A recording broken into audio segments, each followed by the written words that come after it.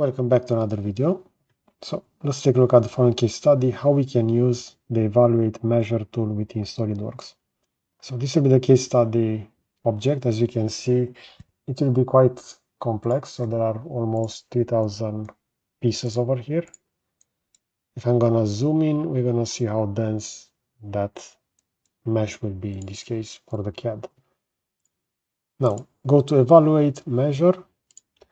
And afterwards, let's say that I want to measure the diameter for this one, for the exterior. We're going to see that it will have the radius of 4. If I will select the one in the middle, I'm going to receive that this will have a diameter of 6 over here in this case.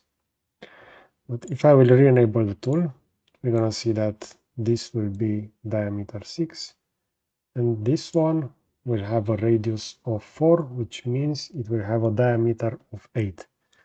But currently, since this has been imported over here within Solid, we're going to see that it will actually read this as a radius. While for the interior, since we have access to the whole circle, it will give us that diameter. It's the same principle applying over here as well. If I'm going to select this one, I'm going to receive the diameter for this. And if I will go for one of those on the interior, such as this one, let's evaluate that again. I will receive the radius, in this case 1.5 millimeters.